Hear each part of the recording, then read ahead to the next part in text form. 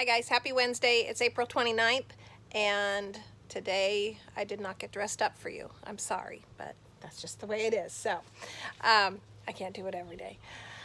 Today you guys are going to continue your story and benchmark questions and answers. That has to do with the ocean. And I did want to talk to you a little bit about making sure that you're annotating, getting that done, but also tomorrow your assignment's going to be to find graphic features.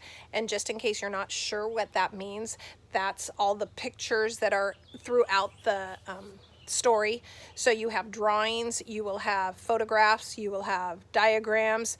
So your job is to identify what those three things, and then why are they important. So the picture of the mussel shows you what a mussel looks like, or the drawing of the food chain shows what a food chain looks like. And what was the other one? There's a diagram that has to do with, I'm not really sure, but why was that important? So that's your job on Thursday. So just in case that confused you.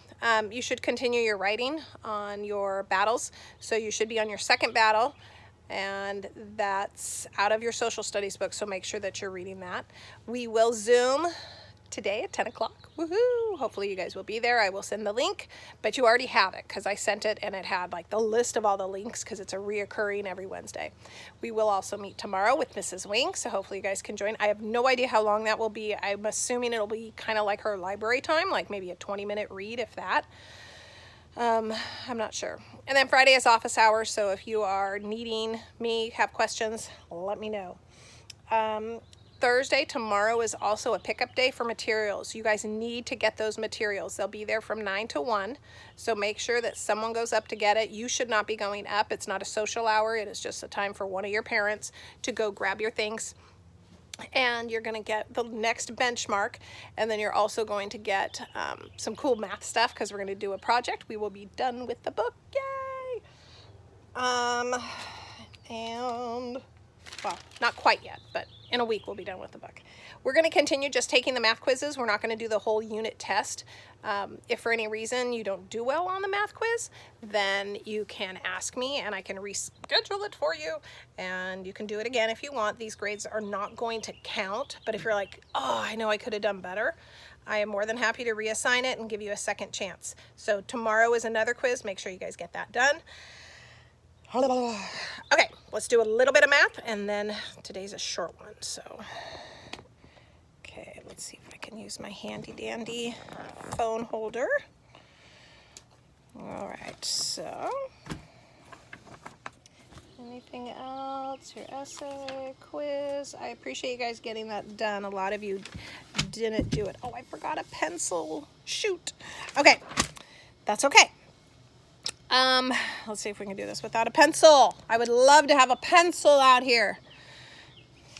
Okay, so you have some vocab word. Length, area, and volume. So length tells how wide, tall, or long something is. I'm on page 291, by the way. Finding length requires one measurement. Length is one-dimensional, and it's measured in linear units. Area is going to tell how much surface is covered, and that's finding area. Volume tells how much space an object occupies. Those are three-dimensional. So you got one-dimensional length, that's perimeter. Area is two-dimensional. And then volume is three-dimensional. So what is something that is just the length? When, if I were to draw a border around my paper, that would be perimeter, just the length around it. What about area? If I wanted to know how much space my paper had, that would be area. Volume's a little bit different, so volume's going to be like your box of cereal. So something, an actual item that you can hold in your hand.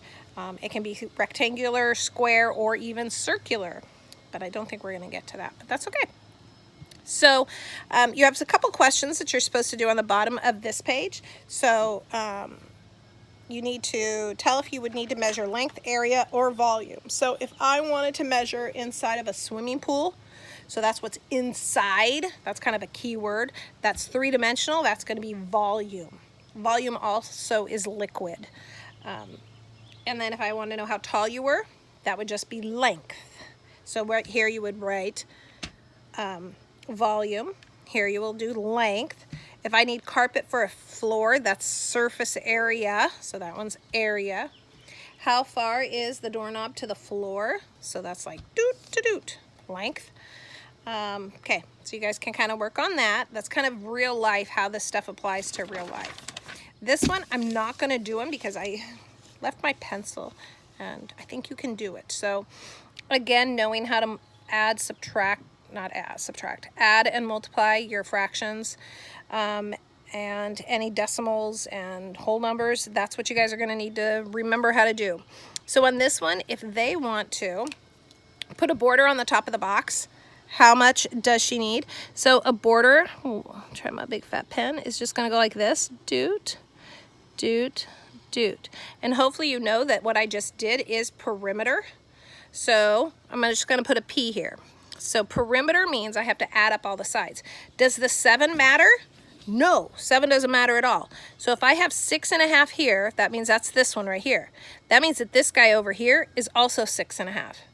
Okay, 4 3/4 is this one right here.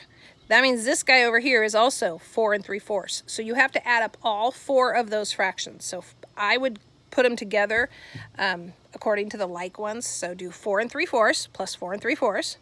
Then add 6.5 and 6.5. And then you add those two together and you get your answer. Okay, and then the next one I was going to do was, I think this one, and that one's area.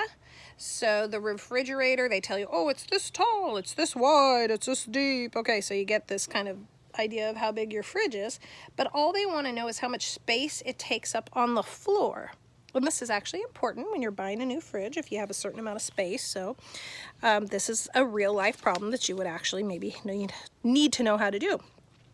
So all I'm going to tell you is that it's area. Okay, and then I'm going to ask you, does the height really have anything to do with finding the area? The bottom, no. It's just going to be the length and the width. So you need the wide and the deep.